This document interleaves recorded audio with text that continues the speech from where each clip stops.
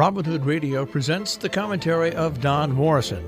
Don is a former editor at Time magazine. He's an author, lecturer, and member of the Berkshire Eagle Advisory Board. I used to spend hours on social media arguing with lunatics about politics, economics, culture, you name it. Oddly, the same guy kept popping up on my feed. We'd fight about everything, and not politely. After one heated exchange, I told him if he ever showed his face in my town, I'd buy him lunch. He came. I paid. Turns out we shared a lot of concerns about our kids, our careers, our country. We were both worried that partisanship is tearing America apart. I was thinking about my friend this week when I heard that Congress was close to passing a $1 trillion bipartisan infrastructure bill. Democrats and Republicans haven't come together on something this big in years. Talks could still collapse, but to get this far is encouraging. One of the things my friend and I discussed over lunch was our suspicion that Americans see eye to eye on more issues than you'd think.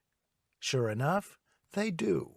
Polls show majorities of us want more civility in politics and more compromise in Congress. Also, more infrastructure spending, higher taxes on corporations and the rich, better access to health care, a stronger response to climate change, and a more humane approach to immigration.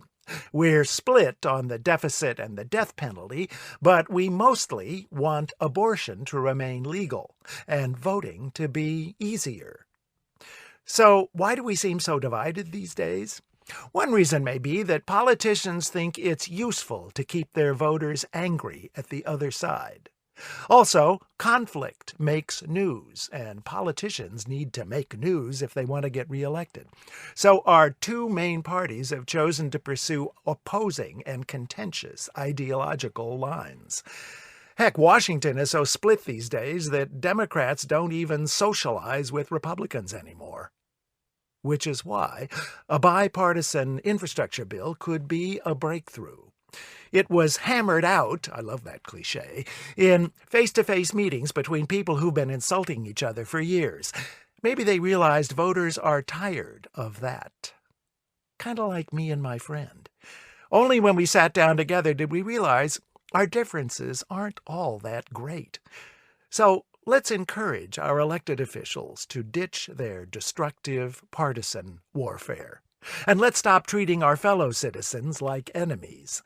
Instead, let's have lunch. I'm Don Morrison. Don Morrison is an author and editor. He's taught at universities in the United States, Europe, and Asia. He's the European editor of the British magazine Port and a member of the Berkshire Eagle Advisory Board.